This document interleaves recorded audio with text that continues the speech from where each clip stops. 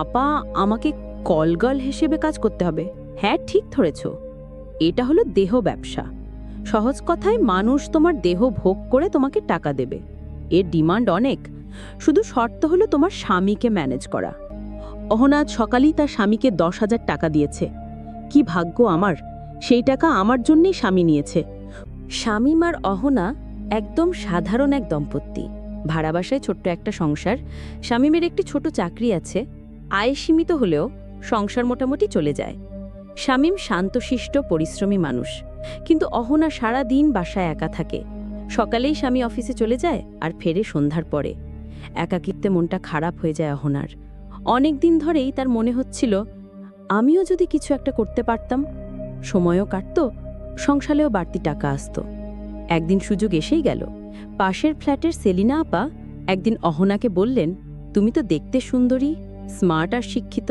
চাইলে আমি তোমার একটা কাজের ব্যবস্থা করতে পারি। টাকাও ভালো, সময়ও ফ্লেক্সিবল। অহনা খুশি হয়ে মনে মনে ভাবল, তারে এটা তো দারুণ সুযোগ। শামীম একা যা আয় করে তাতে সংসার চলে যায় ঠিকই, কিন্তু আমি যদি কিছু আয় করি তবে সংসার আরও ভালো চলবে। কিন্তু কিছুক্ষণ পর সেলিনা আপা স্পষ্ট করে বললেন, তোমাকে যা করতে হবে তা হলো কিছু ভদ্রলোকের মন জয় করা। এতে তোমার আয় খারাপ হবে না। ডেলি 5-7 হাজার টাকা আয় করতে পারবে। অহনা কিছুটা অবাক হয়ে জিজ্ঞেস করল, আপা, আমাকে কলগার্ল হিসেবে কাজ করতে হবে? সেলিনা আপা হেসে বললেন, হ্যাঁ, ঠিক ধরেছ। এটা হলো দেহ ব্যবসা। সহজ কথায় মানুষ তোমার দেহ ভোগ করে তোমাকে টাকা দেবে। এর ডিমান্ড অনেক, ভালোই টাকা কামাতে পারবে তুমি। শুধু শর্ত হলো তোমার স্বামীকে ম্যানেজ করা। স্বামীকে গোপন রাখতে হবে। অহনা প্রথমে ভয় পেয়ে গেল, তারপর ধীরে ধীরে ভাবল, যদি স্বামীকে না জানাই তবে কোনো সমস্যা নেই। টাকা থাকলে সংসারে সুখ আসবে। আর আমি যদি কিছু না বলি তবে শামীম তো কিছুই টের পাবে না, বরং সে খুশি হবে যদি দেখে সংসার ভালো চলছে। শেষে অহনা রাজি হয়ে গেল।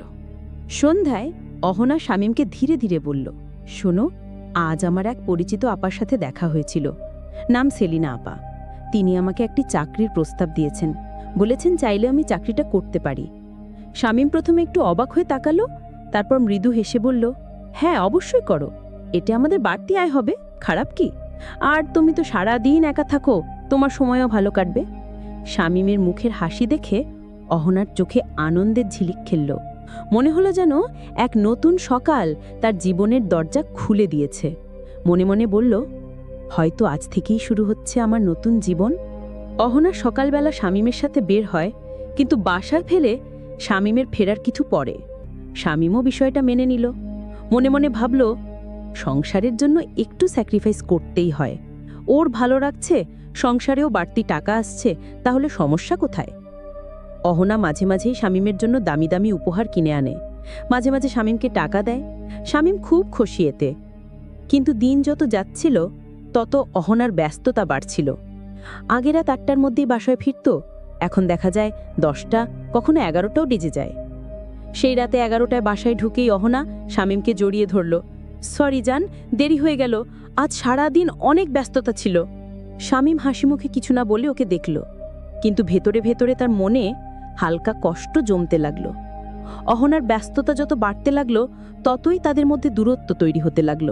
যদিও তাদের টাকার অভাব নেই এখন। শুক্রবার, যেটা আগে তাদের দুজনের জন্য ছিল স্পেশাল ডে, আজ আর সেই দিনও ছুটি থাকে না অহনার। শামীম এখন শুক্রবার ঘরে বসে একা একা টিভি দেখে সময় কাটায়। মনে মনে ভাবে, আগে আমরা একসাথে সিনেমা দেখতাম, ঘুরতে যেতাম, এখন সেই দিনও ওর কাজের মধ্যে চলে গেল। আজও শুক্রবার। ঘুম থেকে উঠেই অহনার কাছে 10,000 টাকা চাইল শামীম। বলল, অহনা, আমার জরুরি দরকার টাকাটা, তুমি দিতে পারবে? আজ জরুরি একটা কাজ আছে, এখনই বেরোতে হবে। অহনা একটু অবাক হলো, কিন্তু ভালোবাসার মানুষ, তার স্বামী কিছু চাইলে সে না করতে পারে না। অহনা মিষ্টি হেসে শামীমের দিকে তাকালো। ও আমার জান মাত্র 10,000 টাকা চাইছে, এটা তো কোনো ব্যাপারই না। নাস্তা শেষ করো, আমি দিচ্ছি। শামীম মাথা নেড়ে বলল, না অহনা, আমার দেরি হয়ে যাচ্ছে, নাস্তা করার সময় নেই, তুমি খেয়ে নিও। আমাকে শুধু 10,000 টাকা দিয়ে দাও, আমি এখনই বেরোচ্ছি। অহনা তাড়াতাড়ি পার্স খুলে টাকা বের করে দিল। এই নাও জান, রাখো, তোমাকে টাকা দিতে আমার সব সময় ভালো লাগে। শামীম টাকাটা হাতে নিয়ে মুখে একরাশ তৃপ্তি নিয়ে হেসে বলল, থ্যাংক ইউ। তারপর একটু দেরি না করে বেরিয়ে গেল। দরজা লাগিয়ে অহনা নিজের মনে বলল, কি দিন এলো, শুক্রবারও আর ছুটি নেই আমার। আজ আবার এক ভদ্রলোকের সাথে সময় কাটাতে হবে। যাই হোক, টাকা তো ভালোই আসছে। এই ভেবে অহনা আলমারি খুলে লাল শাড়িটা বের করল। শাড়ি পরে আয়নার সামনে দাঁড়াতেই যেন তার রূপ আরও উজ্জ্বল হয়ে উঠল।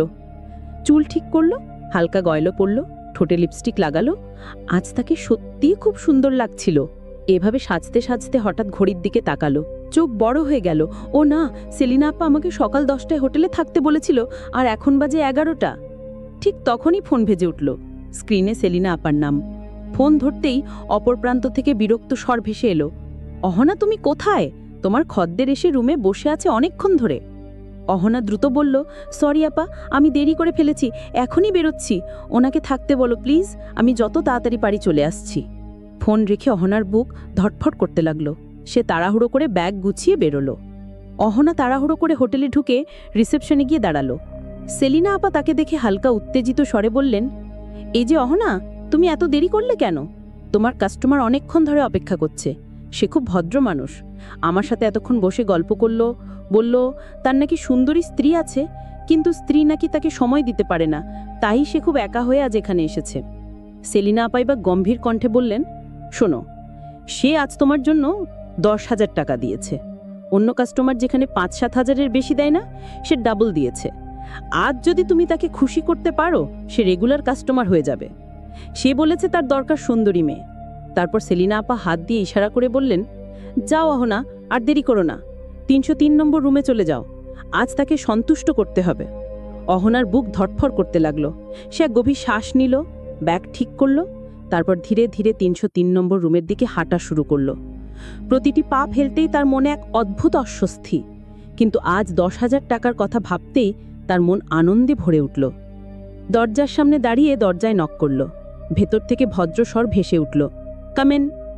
অহনা ধীরে দরজা খুলে ভেতরে ঢুকল, তারপর দরজা লাগিয়ে বলল, সরি, দেরি হয়ে গেল।